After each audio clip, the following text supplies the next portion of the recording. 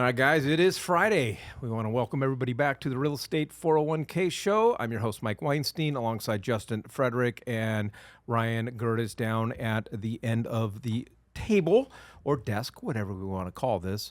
You're going to want to text the word story to 623-AZ-RECON. That's story to 623-AZ-RECON. And we started doing this because so many of you that listen to this podcast on a regular basis do take the time and reach out to us, and you engage with us on social media, but you text into the show. And so we love to take Fridays and just talk about the stories and the things that we have done with our clients and the successes that our clients have had. And we always invite you to be part of the story, to be one of our stories. And again, all you have to do is text the word story to 623-AZ-RECON. Justin, I'm going to start with you, pal. So my story is a little different this week. It's not so positive. I had an individual. All right, Ryan, let's start with you.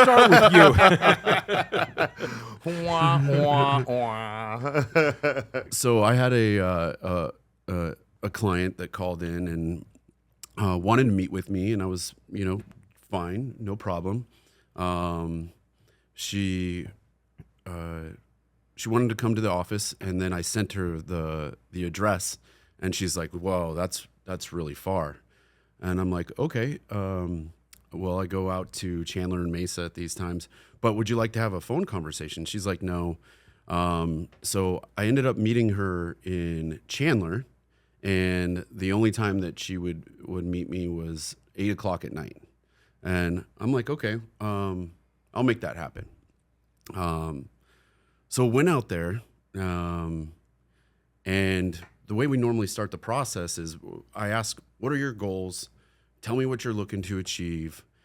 And she starts telling me about rental properties that she has. And I'm like, okay, are you looking to buy a home? Yeah. Looking to buy a home. I'm like, okay, well, I'd like to get an application in on you. This gives me the full breakdown. I'll be able to break down what type of loan I can get you, what everything looks like. You'll be able to make an educated decision on what you want to do. She said no. And I said, well, without your credit report, I can't do anything. And I'm only doing a soft pull. She said no. So I spent a hour and a half with her, and the drive away from the family and the kids, and she didn't give me anything to help her out.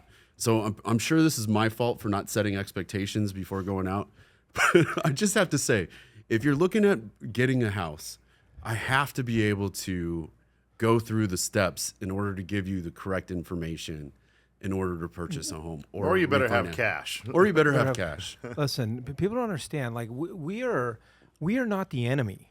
No. We all work together for the same goal. We just have a little bit more knowledge and expertise of what's required and what's needed in order to achieve the goal. And I don't anymore. If people play that game with me anymore, I'm just done, because I know more than you. Well, not all the time, but most of the time I know more than you. I'm a professional real estate wealth manager. I know how this game works, and my goal is to get you to the finish line. That's my goal. And if you don't want to cooperate from the get-go by providing just the most basic information, then I feel like I feel like we're not going to have a great relationship. We're not. No. Yeah, that was a tough one for me. I got home at 10 o'clock, And then you're doing 50 hard, so you couldn't drink. I couldn't eat. I couldn't eat that day. Oh. It was a horrible day. Maybe that's why she didn't give you her information. Maybe I was angry. You were crotchety old asshole. I doubt it. Like the Hulk. All right, Ryan, what do you got, buddy? All right.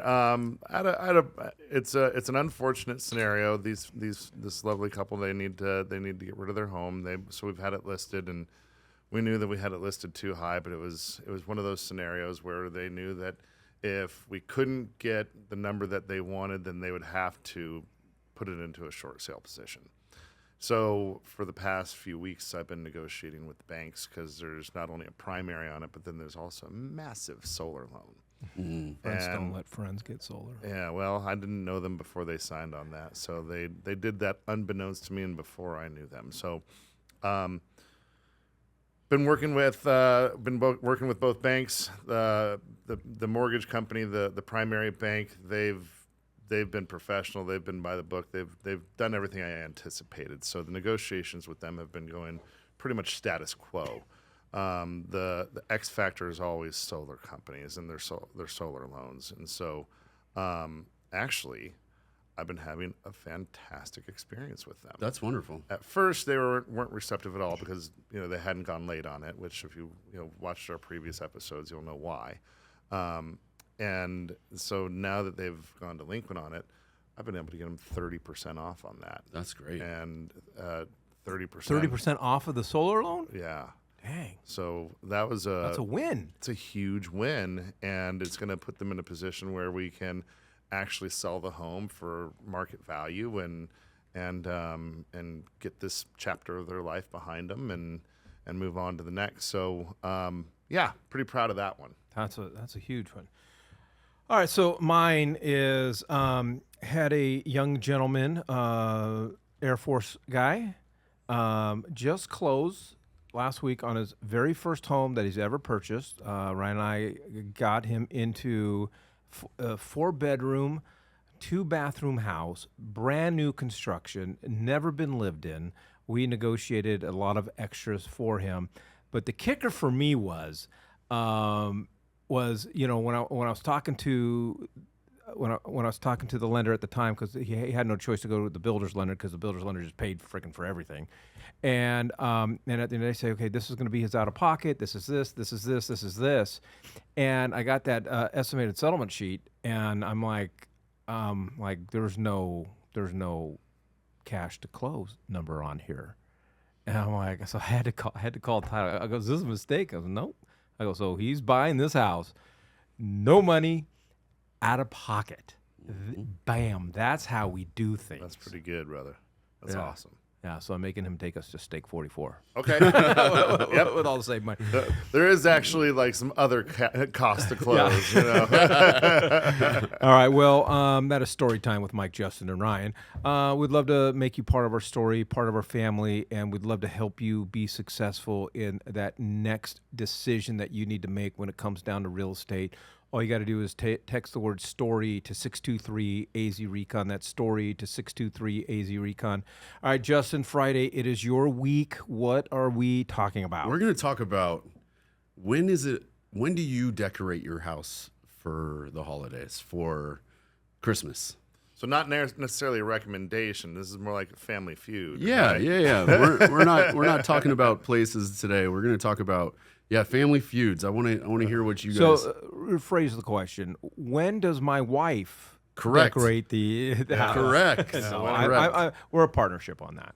Yeah. All right, so for us, it actually changes every year. It really just becomes a mood thing for us. Sometimes it's just based on what our travels are or the weather. But typically, we always decorate like that Friday or Saturday right after Thanksgiving, and we go all out. I'm responsible for bringing up the tree and putting the tree together, which these new trees, 3 pieces. So easy. Like Plug push it a in button. and Yeah, it lights. it's awesome. And I mean, I set this thing up in 3 minutes. Yeah. It's amazing. And you look like a hero. And then I'm in charge of the outdoor exterior lighting, and which is I don't go a couple blow ups, put some white lights. So, but this year we did it the first weekend of November. We're like, what do you want to do? And she's like, let's put up the tree. I'm like, okay. All right. So yeah, right. Good so for you. so, but that's all we have. We don't have any other Yeah. decorations up yet. We got the tree. Yeah. So Well, again, ours ends up being, an opportunity thing because, now that the kids are a little bit older, they're always doing something, and so we like to do it together.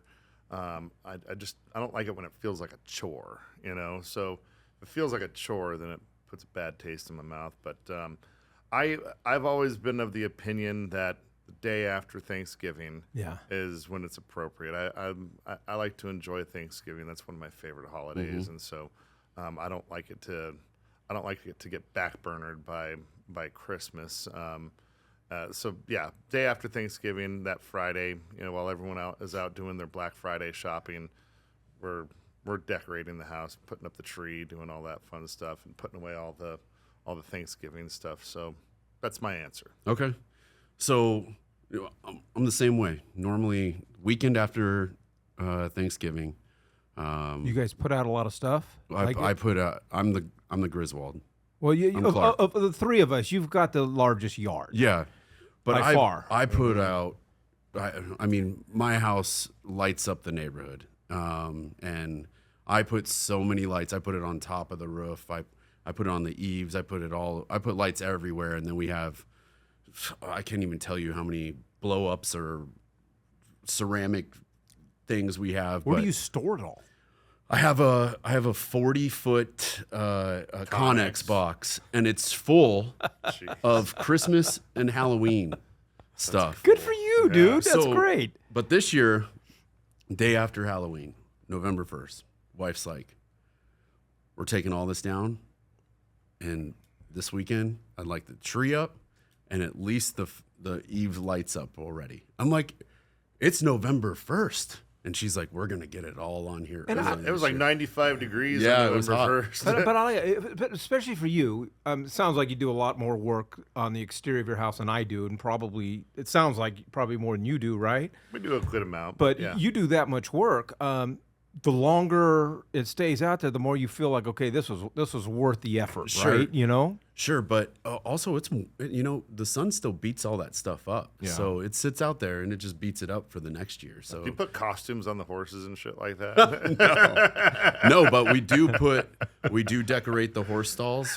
We put a giant snowman out there. I think this thing's got to be like 12, 15 feet tall.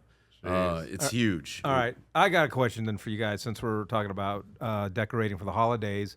Are you a artificial tree guy or a live tree guy? We did an artificial tree for forever, but for the past 5 years, it's been a real tree. I like the way they smell. Me too. Yeah. I love the real trees, but I'm now that Costco has this amazing tree, I'm all about artificial. It looks real. It doesn't have the smell, but I'm also not worried about my house burning down. Because the damn tree, the dogs drink all the water out of the bottom of the base of the tree when I have a real one, and then. Have either one of you seen a dead Christmas tree go up? Oh, I've seen many. Yeah, that. Bro, we used to go and just load up all the old trees, come January, Bonfire. and then we'd go out to the desert, Dude, and we you've would just, never seen anything. I mean, we'd douse it's them quick. in gas and It's then quick. shoot them with fireworks, and yeah, I've seen them. Yeah, I've always been a traditionalist. Love live trees. As a kid, we would go in growing up in LA, we would drive out to Ventura County, go to the Christmas tree farm with our hacksaw and cut down. It was just it. And then when I got married, I'm like, gotta have a live tree. But man, I had to make a choice finally about 5 years ago, because I have this giant 2-way wood burning fireplace, and I just had to make the choice, because for 2 years in a row, the way that I burn wood, it was just drying out these trees. Oh, sure. And finally, the last time we had one, I'm like, I literally, after 3 weeks, had to take it back, take off all the decorations, take it back and get another one. And so after that, so now we're an artificial, because I like fire. Yeah. Oh, I thought you were saying you were burning your Christmas trees in the fireplace. I was like, No, that's at your house. I No. bring it over on January 1st. no, we got and, natural gas, dude. That ain't happening. All right, folks, appreciate you guys hanging out with us and joining us again. If you'd like to learn and get more information about building wealth in real estate and becoming part of our story, would love to chat with you. All you got to do is text the word STORY to 623-AZ-RECON. That's STORY to 623-AZ-RECON.